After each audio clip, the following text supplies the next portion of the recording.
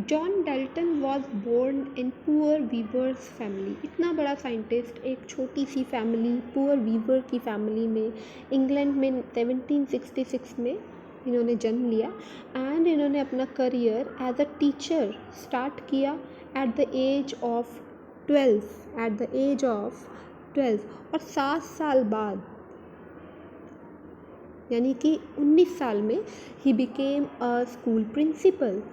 इन 1793 Dalton ने Manchester को छोड़ दिया ताकि वो मैथ्स पढ़ा सके फिज़िक्स और केमिस्ट्री कॉलेज में, यानी कॉलेज में पढ़ाने के लिए इन्होंने मैनचेस्टर को छोड़ दिया। एंड उन्होंने अपनी ज़्यादातर जो लाइफ है वो टीचिंग करते हुए, रिसर्च करते हुए बिताई।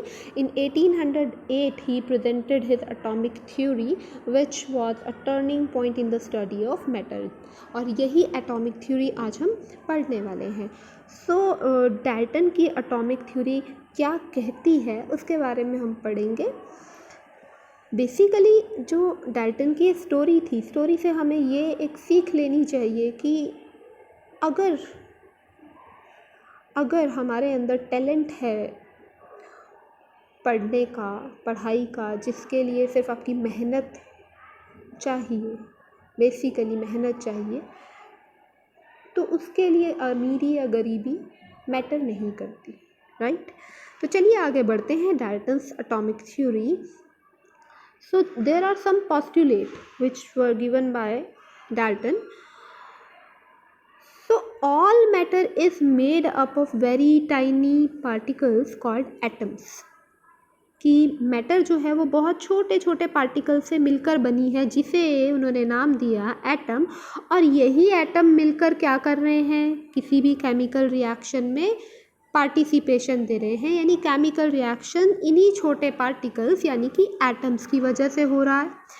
Atoms are indivisible particle. इन्होंने क्या बताया, एटम्स कैसे पार्टिकल हैं जिन्हें डिवाइड ना किया जा सके, which cannot be created or destroyed in a chemical reaction। किसी केमिकल रिएक्शन में जिसे ना तो डिस्ट्रॉय किया जा सके, जिसे ना क्रिएट किया जा सके। Atoms of a given element are identical in mass and chemical property.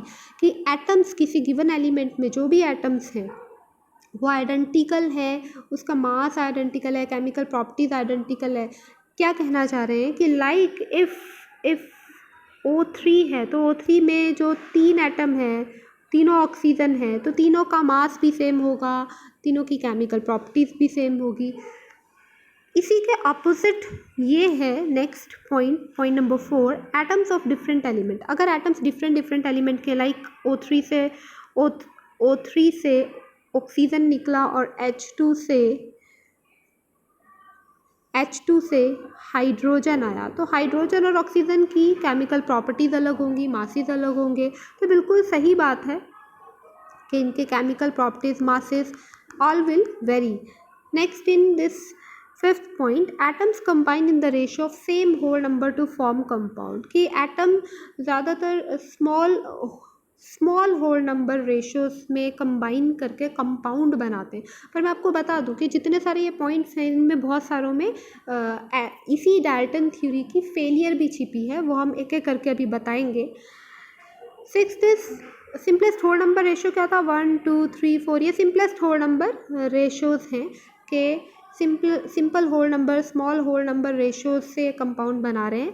The relative number and kinds of atoms are constant in given compound. के जो भी जिससे भी एटम, जो भी कंपाउंड है, जिन कंपाउंड के अंदर जो भी एटम्स है वो एटम्स हमेशा सेम रहते हैं और कांस्टेंट रहता है उनका नंबर, यानी लॉ ऑफ डेफिनाइट प्रोपोर्शन। अब बात करते हैं कि जब हमने डाल्टन्स एटॉमिक थ्योरी रीड कर ली, उसके बाद स्ट्रक्चर ऑफ एटम जैसे चैप्टर की ज़रूरत क्यों पड़ी, यानी थॉमसन्स मॉडल आए, रदरफोर्ड्स मॉडल आए, उनकी क्या नीड थी। तो यहाँ कुछ लिमिटेशंस हैं इन सब की। क्या लिमिटेशंस हैं, लाइक पहली बात तो बिल्कुल सही थी कि बहुत छोटे पार्टिकल्स एटम्स हैं।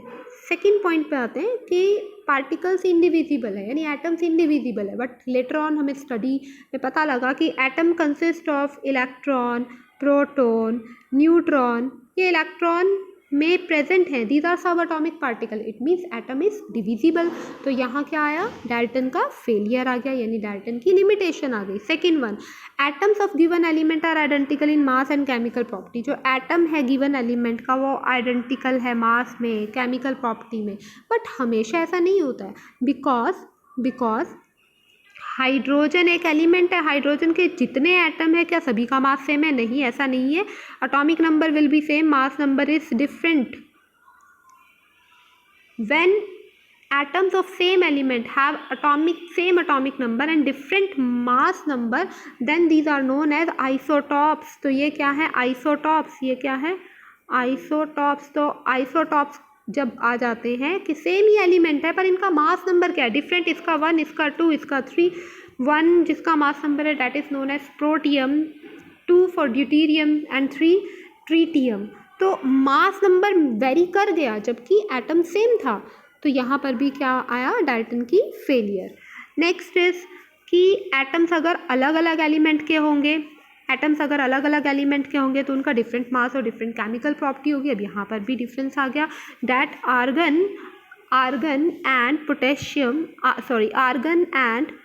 Calcium both have mass number